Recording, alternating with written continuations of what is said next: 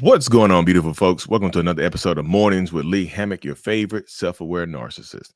Today, we're going to be talking about how narcissists feel about divorce. I got this question in my support group called the Mental Healers. And if you're interested in joining the support group, you can find a link on the screen right now, courses.mentalhealness.net. Yeah, I got this question in my support group, and I was like, Lee, can you please answer this question? How do narcissists feel about divorce? When you file for divorce, when the divorce is finalized, what's going through their minds and things like that. So I know I think a lot of people get my story kind of mixed up and whatnot and think that I've been divorced before, but I haven't been divorced. Like I've been separated before, but I haven't been divorced. I'm still married to the same exact person. Let me say this though. Although I'm still married to the same person, it does not I do not want to give you hope that the toxic narcissistic person in your life is going to change their behaviors. Don't take hope from me. Well, Lee did it. Lee's still married. I'm gonna go do it. No, don't take hope from me that person is going to change. It's a extreme rarity, right? I'll say that. But how do they feel about divorce? So when you file for divorce, it could go a few different ways. There are some narcissists and toxic people out there, right? They actually let's talk about this first part. Let's going to talk about this in pieces, but all the pieces are going to be in the same video. There are some narcissists out there that actually want to be divorced, right? There are some of them that want to have pushed you away on purpose and want you to be the one that filed for divorce. Those narcissistic people right there are doing those narcissistic people right there are doing what we refer to as the reverse discard. They are discarding you through proxy, right? They're just discarding you in that way right there. They're just getting rid of you on the spot in this moment and such. They're done with you, right? And that's what happens in these toxic relationship dynamics. They get done with you and they just like, okay, I'm done. It's over with. But they don't want to they are cowards. So they don't want to be the ones that break up with you. They push you away and then you file for divorce. And then all of a sudden, guess what happens when you file for divorce? They pop out with a new boo. They're already in a relationship and you're like, what the hell just happened? It hit you like a tsunami. You're like, what the hell just happened? I can't understand. Like, what? I thought we were happy. I thought we were going on. Like, I mean, I know I just filed for divorce, but like, damn, like, I know we're not together anymore. We separated, whatever, but damn, like you out here already, doing your thing. It's shocking to you, but a lot of times it's planned. They are happy that you filed for divorce. They might act sad, but they don't want the shame of the divorce on them. We're asking for divorce. Like dad asked for divorce. They don't want that story. They can just say, "Oh, your mom divorced me, or your dad divorced me. So what do you expect me to do?" Your sister, your brother, whoever it is, they can just say you are the one that filed for divorce, and they, what else could I do? I tried to fight. I did all I could do. I wasn't good enough, but I'm good enough for this person over here. You see, so some of them want you to be the one that filed for divorce, and that happens a lot. That happens a lot. It gives the narcissistic person a kind of a built-in excuse to move on quickly, to do something, on their own and whatnot. It gives them that built-in excuse as to, just to do what they want to do. But for the other narcissists, right? For the narcissistic people out there that don't expect it, that are not anticipating it, that don't want you to file for divorce, that's a whole different caveat right there, right? That's a whole different ball game that you fall into.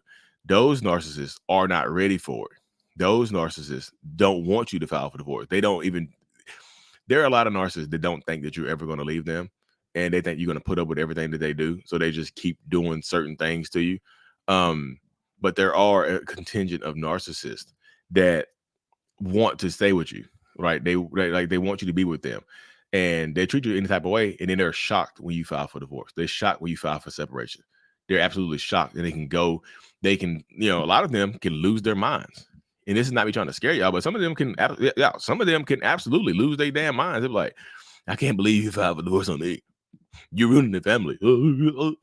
I know I've been treating you horribly, but I never thought you would leave me. And some of them will open their gullets right here and just say, I never thought you would leave me, so that's why I was treating you a certain type of way. I can treat you better. I can change. I can do this. I can do that. And do some people stay? Do some people go back? Yeah.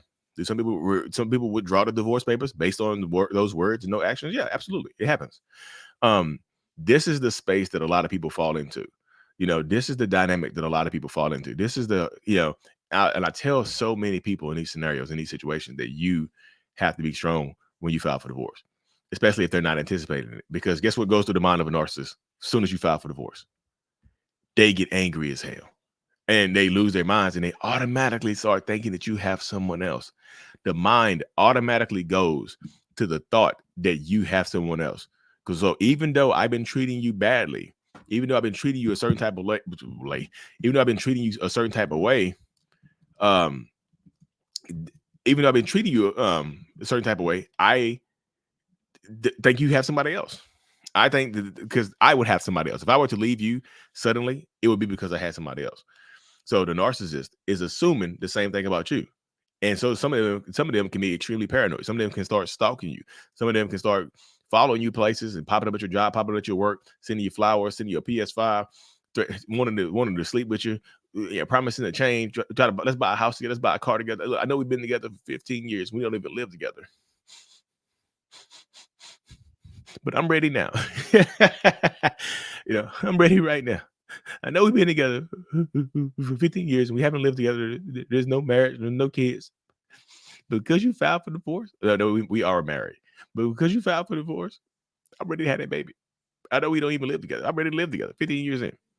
That's the type of stupidity that they will say. They all of a sudden they're ready. So you have to be prepared because when you file for divorce, they can absolutely lose it. They can, some of them will posture up and just act like they don't care, but they don't have somebody else already set up. Some of them don't have somebody else already set up, but they'll still posture like they don't care. And sometimes does that posturing like they don't care? Does that affect you? Does that work on you? Yeah, it does happen. You know, it does absolutely happen. That posturing works on you because like you have, damn, they're not even trying to fight for the marriage. They must not even care. So it makes you feel a certain type of way. And then you might try to withdraw the papers and you might start reaching out. You might break your no contact or low contact, whatever it is. And that happens. So you got to watch out for that as well. There's a lot of things you have to watch out for in these spaces when you're dealing with narcissists, right? I know it's a lot. People are like, damn, like that's like there's so much you have to watch out for, so much you have to do. Yeah, absolutely. You know what I mean? Yeah, absolutely. There's so much you have to do. There's so much you have to watch out for when you're dealing with toxic, narcissistic, abusive people when you file for divorce. Now, when you file for divorce, like I said, their minds can change up into stuff like that. But then the situation like when you actually go through with it, when you go through with the divorce, it's a whole different dynamic. When you go through with the divorce, they can lose it. I mean, they can because it's final. It's actually over. You actually went through with it. That's when they can get very dangerous. Like they can get dangerous. They can get very dangerous at the beginning when you file for divorce. But when you actually go through with it, when it's actually final and y'all sign the divorce papers, they can absolutely lose their minds, right? They can absolutely just start trying to make your life harder. All the stuff that they were promising, if you didn't get divorced, you'll watch it go out the window. I promise to change. I promise to go to therapy. I promise to treat the kids better. Soon as you sign the dotted line on the divorce, they lose their damn minds and just they backtrack on everything, which kind of goes to show you that they were lying in the first place, right? It goes to show you that they were BSing in the first place, right? So that's what a lot of people face right there. That's the thought process. That's the dynamic a lot of people face, that they will change up and try to make your life harder just because you filed for divorce, just because you went through with it. They will absolutely try to do this type of stuff. So this is, again, you have to prepare for this. And there's so much you have to prepare for, y'all.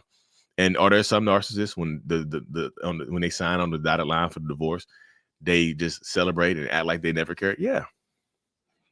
But did they care? Yeah, they cared. There's a lot of them that did care, but they're going to posture like they don't care because that ego is cheering, not them. The ego is cheering. The ego is like, woo, I'm so happy. I'm divorced. And then inside, they're like, I'm divorced. Can't cry. You don't cry. You see what I'm saying? That's the ego. The ego starts talking. The ego starts doing work and things of that nature. So you have to prepare for this type of stuff, y'all. You have to prepare. You have to be ready. You have to set it up.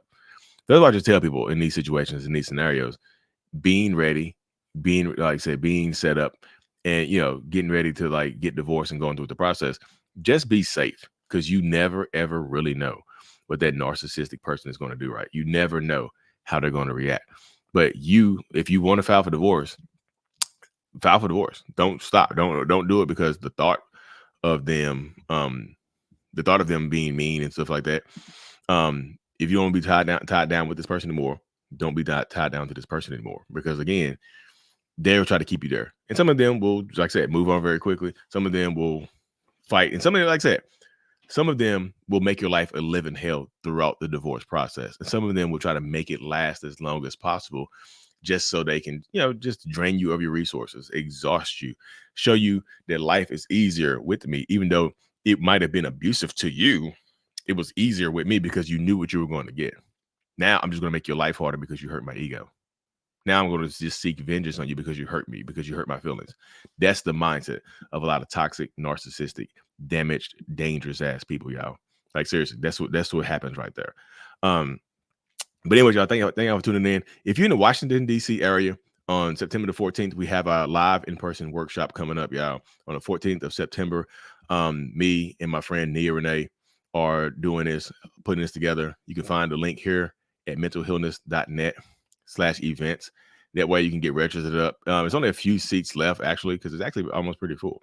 There are only a few seats left for the event. You can come out here, meet. Like I said, this is me and Nia right here. September 14th from 12 to 4 in DC. The address will be provided to you. But like I said, this right here, Healing from Narcissistic Abuse, less than 7 days away, which is kind of crazy. Check that out if you're in the DC area. Make sure you subscribe to the channel today if you're in this area, because you're on YouTube watching this video right now. And as always, y'all, Mental Healness is out. Peace. Thank you so much for making it to the end of my video. I am extremely grateful for you. Have no idea. If you haven't already, make sure you go ahead and subscribe to the channel. Helps reach more people. And click on the screen to watch another video or to browse through another playlist. There's also a link on the screen to check out my courses and my support groups to help you heal and understand what you've been through. Thank you so much again. I will see you in the next video. Peace.